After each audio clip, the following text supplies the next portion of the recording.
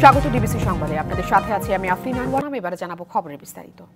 Hotel রেস্তোরাঁ খাতে বর্ধিত 15% VAT বাতিল করে আগের 5%ই বহাল রাখা হয়েছে। সকালে এনবিআর সদস্য মোহাম্মদ বেলাল হোসেন চৌধুরী জানিয়েছেন, আজ এ বিষয়ে আদেশ জারি করবে এনবিআর। এর আগে গত 9 জানুয়ারি রেস্তোরাঁ সহ শতাধিক পণ্যের ওপর ভ্যাট ও সম্পূরক শুল্ক বাড়ায় সরকার। অর্ধাদেশে এই খাতে ভ্যাট 5% থেকে বাড়িয়ে 15% করা হয়। এ নিয়ে রেস্তোরাঁ মালিক সহ বিভিন্ন মহলে অসন্তোষ দেখা দেয়। পরে ভ্যাট কমানোর অনুরোধ জানিয়ে এনবিআরকে চিঠি দেয় বাংলাদেশ রেস্তোরাঁ মালিক সমিতি। গতকাল এই চিঠির জবাবে ভ্যাট পুনর্বিবেচনার সিদ্ধান্তের কথা জানায় এনবিআর। জুলাই আগস্ট বিপ্লবের ঘোষণাপত্র চূড়ান্ত করতে বিকেল 4টায় রাজনৈতিক দল এবং অন্যান্য অংশীজনদের সাথে বৈঠকে বসবেন অন্তর্বর্তীকালীন সরকার। ফরেন সার্ভিস একাডেমিতে বৈঠকে প্রধান উপদেষ্টা সহ বেশ কয়েকজন উপদেষ্টা উপস্থিত থাকবেন। প্রধান উপদেষ্টার দপ্তরের এমন সিদ্ধান্তে নিজেদের মধ্যে আলোচনা শুরু করেছে রাজনৈতিক দলগুলো আশা করছে ঐক্যমতের ভিত্তিতেই প্রণীত হবে এই দলিল। এদিকে দাবি অনুযায়ী নির্ধারিত সময়ে জুলাই গণঅভ্যুত্থানের ঘোষণাপত্র প্রকাশ না হওয়ায় সরকারের বিরুদ্ধে অভিযোগ তুলে নিন্দা জানিয়েছে বৈষম্য বিরোধী ছাত্র আন্দোলন ও জাতীয় নাগরিক কমিটি। বুধবার রাতে সংবাদ সম্মেলন করে নিজেদের অবস্থান তুলে ধরে সংগঠন দুটির নেতারা। চাঁপাইনবাবগঞ্জে সীমান্ত কাঁটাতারের বেড়া নির্মাণকে কেন্দ্র করে বিজিবি বিএসএফ উত্তেজনা কমলেও স্থানীয় কৃষকদের মাঝে রয়ে গেছে আতঙ্ক। পরিস্থিতি শান্ত রয়েছে দাবি করে আতঙ্কিত না হওয়ার পরামর্শ বিজিবির। আন্তর্জাতিক নীতিমালা অমান্য করে চাঁপাইনবাবগঞ্জের চৌকা সীমান্তের নোম্যান্সল্যান্ডে কাঁটাতারের বেড়া দিচ্ছিল বিএসএফ। প্রতিবাদ জানায় বিজিবি। প্রতিবাদ জানিয়ে ফুঁসে ওঠেন স্থানীয় কৃষকরাও। কৃষক বাবলু হাসু হাতে প্রতিরোধে নামেন বিজিবির সঙ্গে। বলছিলেন, দেশের মাটি বাঁচাতে প্রস্তুত আছেন, প্রয়োজনে জীবন দিতেও। দেশ রক্ষা করার জন্য আমি ওখানে প্রস্তুত ছিলাম, তাদের কাঁটাতারের বেড়া দিতে দেব না। সেই বাংলাদেশি কৃষক ও বিজিবির প্রতিরোধের মুখে শূন্যরেখায় কাঁটাতারের বেড়া দেয়া বন্ধ করতে বাধ্য হয় বিএসএফ। এখন উত্তেজনা কমলেও কাটেনি আতঙ্ক। বর্তমানে শান্ত আছে, কিন্তু কৃষকের আতঙ্ক আছে, না জানি হয়তো কোনো সময় আমাদের গুলি ছাড়তে পারে। ওনারা সীমান্ত এলাকায় গেলে অনেক জায়গায় গোলাগুলি করে, কৃষককে মেরে দেয়। এই জন্য একটু আতঙ্ক আছে মাঠে আসার জন্য, কিন্তু ওইভাবে এখন মারাত্মক আতঙ্ক নাই। এ সীমান্তে না থাকলে অন্য সীমান্তে আছে, কিন্তু আতঙ্ক আছে। বিজিবি ও স্থানীয় বাংলাদেশিদের প্রতিরোধ এবং কূটনৈতিক তৎপরতায় বর্তমানে স্বাভাবিক রয়েছে সীমান্ত এলাকার পরিস্থিতি। কোন আতঙ্কিত হওয়ার কোনো কারণ নাই। আমাদের দৈনন্দিন টহল দিনে এবং রাতে টহল কার্যক্রম চলমান আছে। আর এলাকার যারা কৃষক আছে তারাও তাদের রুটিন কাজ করছে। এখন এলাকার পরিস্থিতি স্বাভাবিক। যেহেতু আলোচনার পর্যায়ে আছে, আলোচনার ভিত্তিতে যেটা সিদ্ধান্ত হবে আমরা ওইটাই কার্যকরী ব্যবস্থা গ্রহণ করব। দুই দেশের সীমানায় স্বাভাবিক টহল অব্যাহত রেখেছে বিজিবি ও BSF. Sourav Habib, DBC news, Rajshahi. উদ্বেগ আর উৎকণ্ঠায় দিন কাটছে সীমান্ত জেলা লালমনিরহাটের দহগ্রামের মানুষের। বুধবার সেখানকার কাঁটাতারের বেড়া মদের বোতল ঝুলিয়ে দেয় বিএসএফ। হুমকি ধামকি দেয়া হয় স্থানীয়দের। শূন্যরেখায় অস্ত্র নিয়ে টহল চলছে। ভয়ে সীমান্তের কাছে কৃষি জমিতে যেতে পারছে না বাংলাদেশি কৃষকরা। পরিস্থিতি মোকাবেলায় সতর্ক অবস্থানে বিজিবি। সীমান্তের মানুষের সুরক্ষায় দ্রুত বিজিবি বিএসএফ মহাপরিচালক পর্যায়ে বৈঠকের পরামর্শ নিরাপত্তা বিশ্লেষকদের। সীমান্তের মুন্সিপাড়া এলাকায় এই সীমানা পিলার ঘেঁষেই বিএসএফ নির্মাণ করেছে কাঁটাতারের বেড়া। বিজিবি তাতে বাধা দিলেও তা তোয়াক্কা করেননি। এখন তারা নির্মাণ করছেন উচ্চ ক্ষমতা সম্পন্ন সার্চ লাইট, স্থাপন করছেন সিসিটিভি ক্যামেরা, যা নিরাপত্তাহীনতার পাশাপাশি উৎকণ্ঠায় ফেলেছে স্থানীয়দের। সীমান্ত পাড়ের মানুষের দাবি, বিএসএফের অত্যাচারে জীবন দুর্বিষহ হয়ে উঠেছে। সার্বক্ষণিক বিজিবির টহল না থাকায় ঝুঁকিতে নিরাপত্তা। আমাকে যা রাস্তার দিকেই তো ওরা আমাকে হুমকি দেয়, তাহলে কিভাবে আমরা কি করব? এমনভাবে বেড়া কাটা দিছে যে আমার চলাফেরা করব, আমার চলাফেরা করার মতন কোনো উপায় নাই। 26টা খুঁটি আমাদের বাংলাদেশে গাচ্ছে। আমরা তো এখানেই অখরে দিয়ে ইয়া করছি যে আমার জমি কেন দিবি। একটা ভল দিতেছে আমার বাড়ির কাছে, ওই ভলটা এমনভাবে ঘুরায় আমার বাচ্চা কাচ্চা বউ নিয়ে বেড়াইতে অসুবিধা। গেল শুক্রবার দহগ্রাম সীমান্তে কাঁটাতারের বেড়া নির্মাণ চেষ্টার পর বুধবার খালি মদের বোতল ঝুলিয়ে দেন বিএসএফ সদস্যরা। অস্ত্র নিয়ে শূন্য রেখায় চলছে টহল। আতঙ্কে সীমান্তের কাছে কৃষি জমিতে যেতে পারছেন না বাংলাদেশিরা। ঝুঁকি এড়াতে ঐক্যবদ্ধভাবে অবস্থান নিয়েছেন অনেকে। আমাদের কৃষির ফসলের ক্ষতি হচ্ছে, আমাদের বাড়ির ক্ষতি হচ্ছে। খেতে তো শ্রম না, খেত আমার নষ্ট হয়ে যাবে। এই ক্ষয়ক্ষতি যে হচ্ছে আমার, এগুলো কে দিবে? এদিকে বিজিবি জানিয়েছে পরিবেশ এখন অনেকটাই স্বাভাবিক। যে কোনো পরিস্থিতি মোকাবিলায় সর্বোচ্চ সতর্ক অবস্থানে তারা। আমরা আগের চেয়ে আমাদের জনবল তো এই পরিস্থিতি আগে থেকে আমরা বৃদ্ধি করেছি, সেটা আগের চেয়ে অনেক বেশি আমাদের ডেভেলপমেন্ট, আগের চেয়ে পেট্রোলিং এর পরিমাণ অনেক বাড়িয়ে দিয়েছি। সীমান্ত চৌকি যেগুলো আছে সেগুলো থেকে ওদের সাথে কোঅর্ডিনেশন পেট্রোল যেগুলো আছে সেগুলাতে অনেক সতর্কতা অবলম্বন করা হচ্ছে। বিশ্লেষকরা বলছেন সীমান্তের মানুষের সুরক্ষায় দ্রুত বিজিবি বিএসএফ মহাপরিচালক পর্যায়ে বৈঠক দরকার। পাশাপাশি টহল জোরদার ও স্থানীয়দের শান্ত থাকতে উৎসাহিত করার পরামর্শ তাদের। ব্যাটালিয়ন কমান্ডার পর্যায়ে অধিনায়করা একসাথে বসে আলোচনা করবেন সার্ভেয়ারদেরকে নিয়ে, তারপরে সিদ্ধান্ত নিয়ে তারপরে এটা কাজ করার কথা, কিন্তু এটার তারা তোয়াক্কা করছে না। এগুলি অন্যায়, এগুলি অবশ্যই উস্কানিমূলক এবং এটা বন্ধ করতে হবে।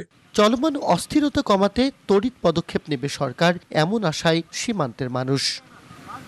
Majed Masud, DBC news, Dahagram, Lalmonirhat. আওয়ামী লীগের সাধারণ সম্পাদক ওবায়দুল কাদেরের পালিত ছেলে পরিচয় দেয়া আসাদুজ্জামান হীরাকে গ্রেপ্তার করেছে পুলিশ। মধ্যরাতে রাজধানীর গুলশানের একটি বাসা থেকে গোপন সংবাদের ভিত্তিতে পুলিশের বিশেষ দল তাকে গ্রেপ্তার করে। তার বিরুদ্ধে বৈষম্য বিরোধী ছাত্র আন্দোলনের বিরুদ্ধে অর্থ যোগান দেয়া এবং ওবায়দুল কাদেরের ছত্রছায়ায় অর্থ লুটপাটের অভিযোগ রয়েছে। 5ই আগস্ট পরবর্তী সময়ে বাড্ডা থানায় দায়ের করা মামলায় তাকে গ্রেপ্তার করা হয়। দখলে দূষণে অস্তিত্ব বিলীনের পথে লক্ষ্মীপুরের রহমতখালী নদী।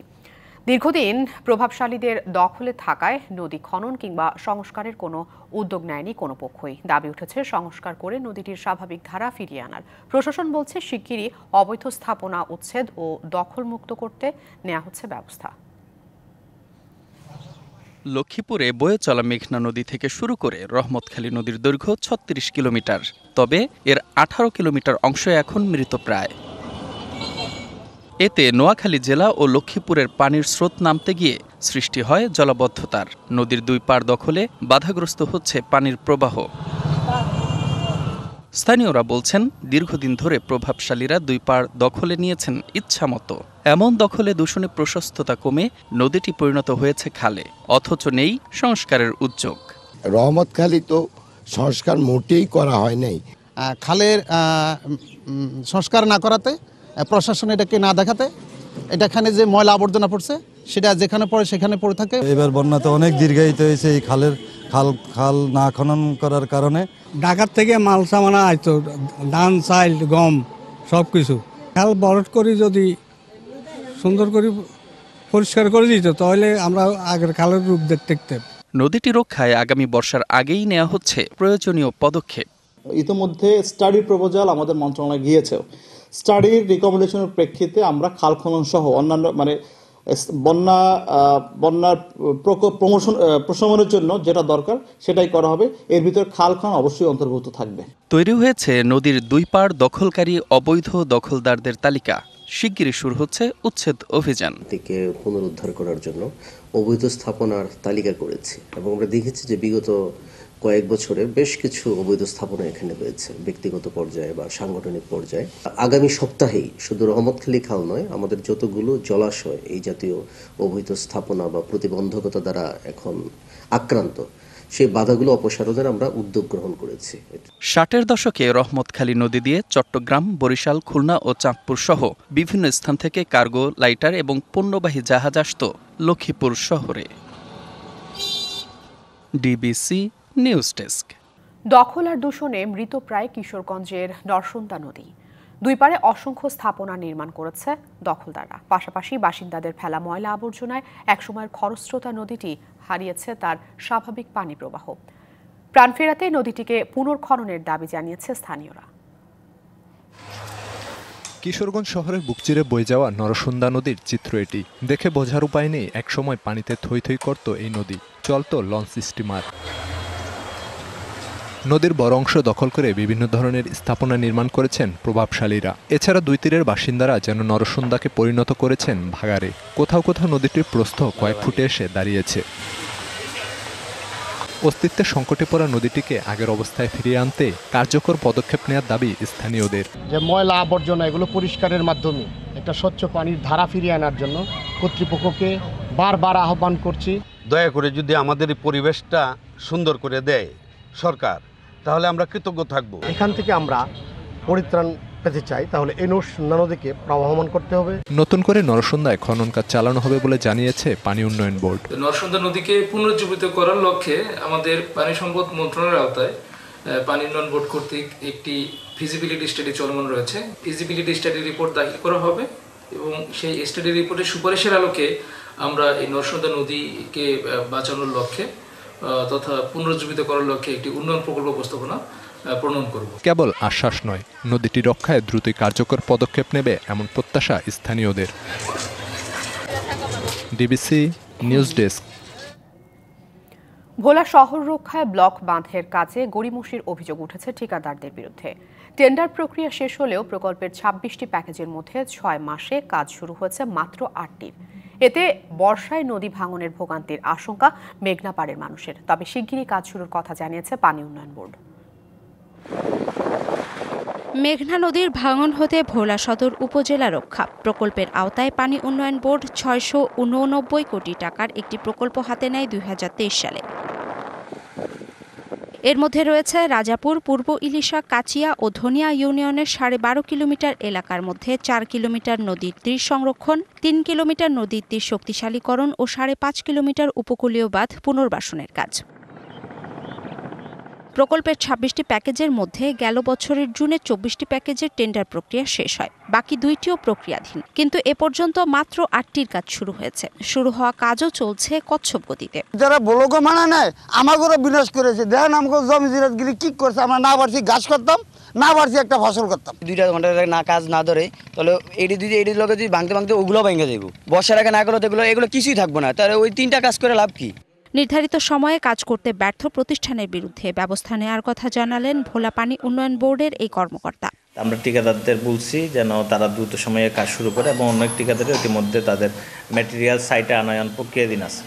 এরপরও যদি কেউ কাজ শুরুতে বিলম্ব করে, কাজে সময় ঠিকমতো করতে না পারে, তবে তাদের বিরুদ্ধে আমরা আইনানুগ ব্যবস্থা গ্রহণ করব। আসছে বর্ষার আগে প্রকল্পটির বাকি প্যাকেজের ঠিকাদাররা কাজ শুরু না করলে হুমকির মুখে পড়তে পারে ভোলা শহর রক্ষা বাঁধ। তাই দ্রুত প্রকল্পটির কাজ শুরুর দাবি স্থানীয়দের। DBC news desk. সীমান্তে ফেলানি হত্যা সহ হত্যার বিচার আন্তর্জাতিক আদালতে করার পাশাপাশি সীমান্তে প্রাণঘাতী অস্ত্রের ব্যবহার বন্ধ সহ ৫ দফা দাবিতে কুড়িগ্রামে মার্চ ফর ফেলানি শুরু হয়েছে। সকালে শহরের কলেজ মোড়ে জড়ো হয় জাতীয় নাগরিক কমিটি, বৈষম্য বিরোধী ছাত্র আন্দোলনের নেতাকর্মীরা। কথা বলেন জাতীয় নাগরিক কমিটির মুখ্য সংগঠক সার্জিস আলম। এর আগে বুধবার রাতে এক সংবাদ সম্মেলনে লং মার্চ ফর ফেলানি কর্মসূচির ডাক দেয় জাতীয় নাগরিক কমিটি এবং বৈষম্য বিরোধী ছাত্র আন্দোলন।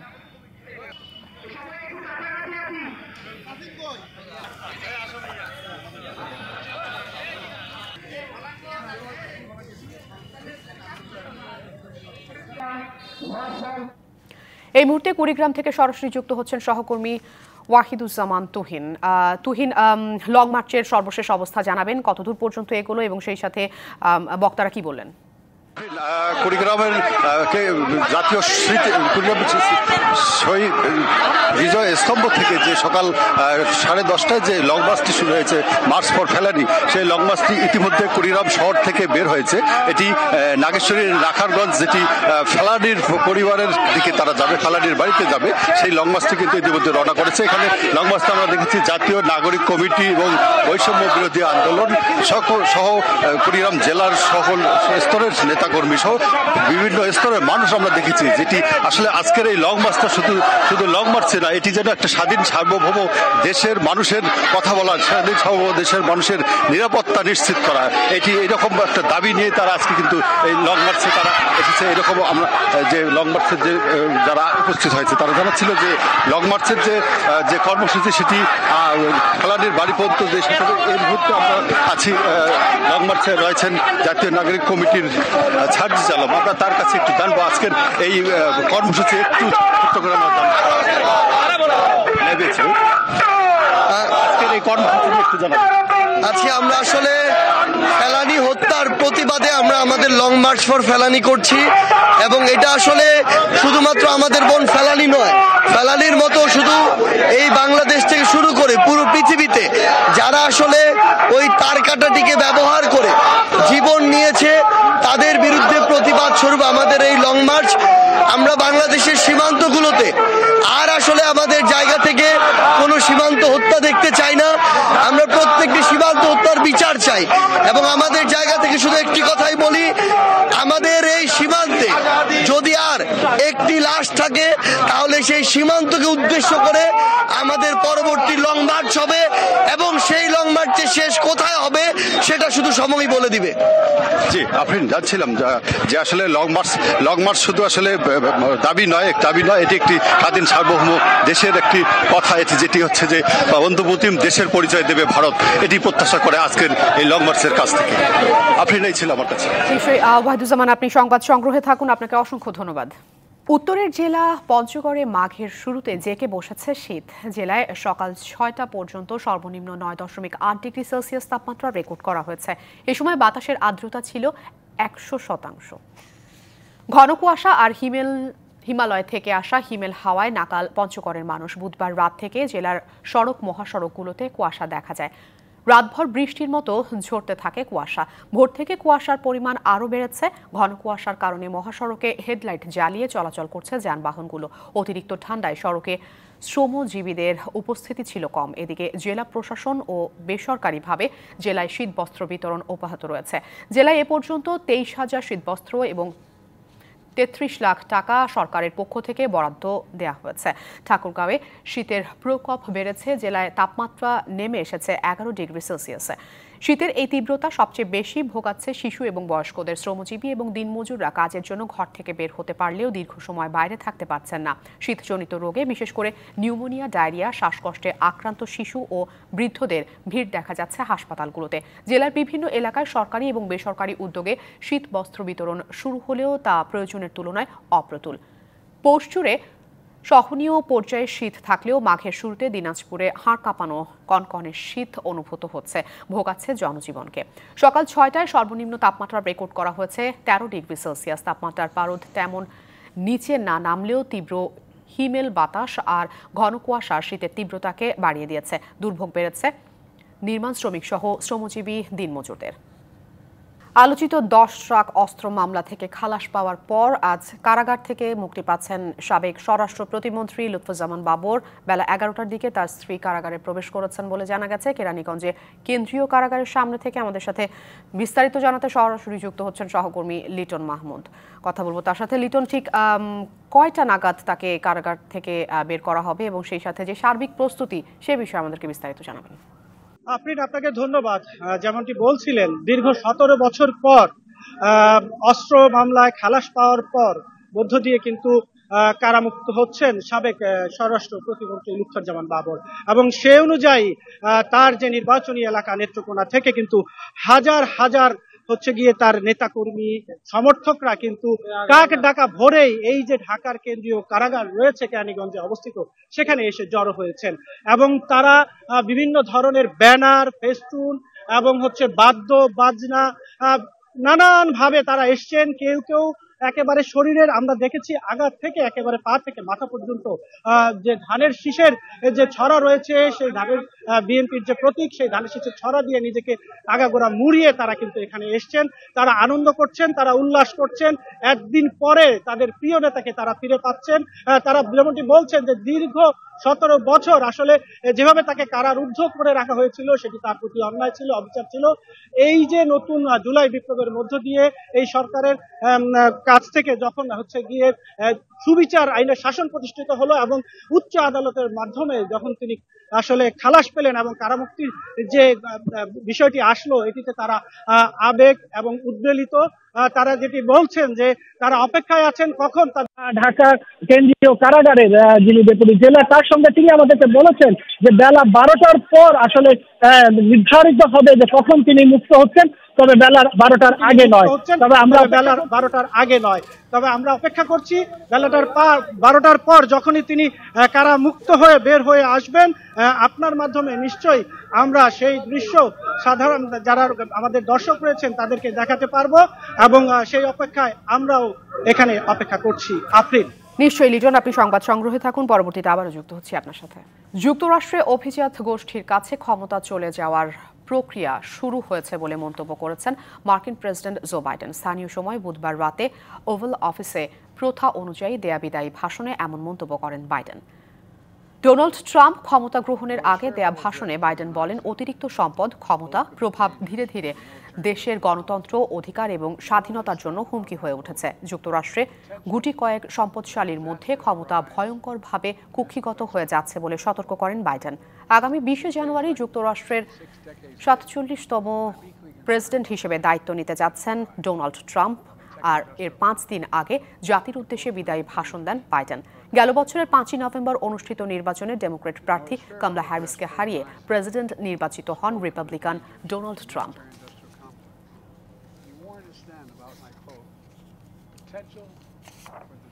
এক সপ্তাহেরও বেশি সময় ধরে তাণ্ডব চালানোর পর কিছুটা নিয়ন্ত্রণে এসেছে যুক্তরাষ্ট্রের ক্যালিফোর্নিয়ার দক্ষিণাঞ্চলের দাবানল। তবে এখনও দাবানলের ঝুঁকিতে রয়েছে 60 লাখেরও বেশি মানুষ। দাবানলে এখন পর্যন্ত 25 জনের প্রাণ গেছে। এদিকে তুষারপাতে বিপর্যস্ত নিউ ইয়র্কের জনজীবন। ক্যালিফোর্নিয়ায় এক সপ্তাহেরও বেশি সময় ধরে তাণ্ডব চালাচ্ছে দাবানল। আগুনের তীব্রতা গ্রাস করে নিয়েছে সমুদ্র তীরবর্তী ভেঞ্চুরা কাউন্টির বনভূমি। হতাহতের পাশাপাশি ক্ষতিগ্রস্ত এলাকায় চলছে উদ্ধার কার্যক্রম। মোতায়েন করা হয়েছে কয়েকশো দমকল কর্মী।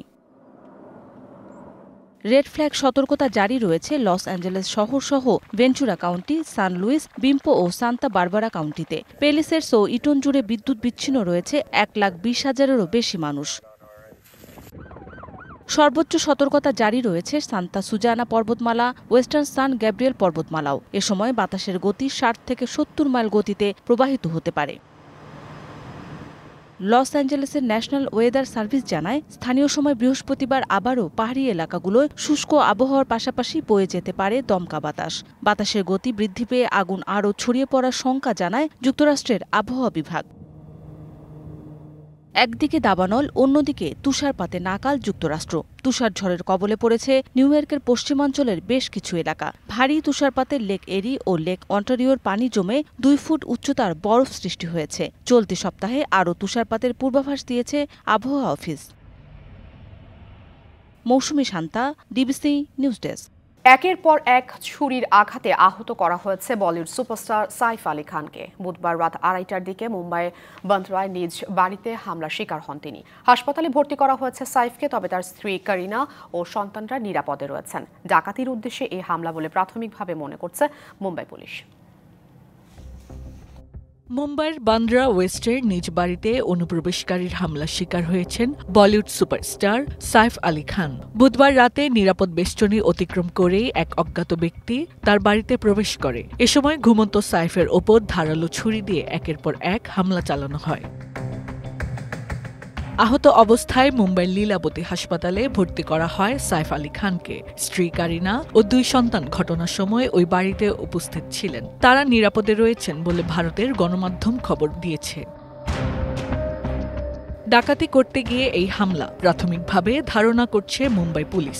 তবে সাইফ ছুরিকাঘাতে আহত হয়েছেন নাকি ধস্তাধস্তিতে আহত হয়েছেন তা এখনো স্পষ্ট নয়। ঘটনার বিস্তারিত জানতে এরই মধ্যে গঠন করা হয়েছে তদন্ত কমিটি। এদিকে লীলাবতী হাসপাতালের চিকিৎসক জানান তার শরীরে 6টি আঘাত রয়েছে, যার মধ্যে 2টি বেশ গভীর। একটি আঘাত মেরুদণ্ডের কাছাকাছি। 1993 সালে পরম্পরা সিনেমা দিয়ে বলিউডে প্রথম আত্মপ্রকাশ করেন সাইফ আলী খান। তিনি জনপ্রিয় অভিনেত্রী শর্মিলা ঠাকুর ও ক্রিকেটার মনসুর আলী খান পতৌদির পুত্র। Hasna Akter, DBC news desk. DBC সংবাদে এই ছিল এখনকার মতো। ডিবিসি নিউজের সংবাদগুলো পড়তে ভিজিট করুন dbcnews.tv আর ভিজিট করুন ডিবিসি নিউজের ফেসবুক পেজ এবং ইউটিউব চ্যানেল। সঙ্গেই থাকুন ডিবিসির।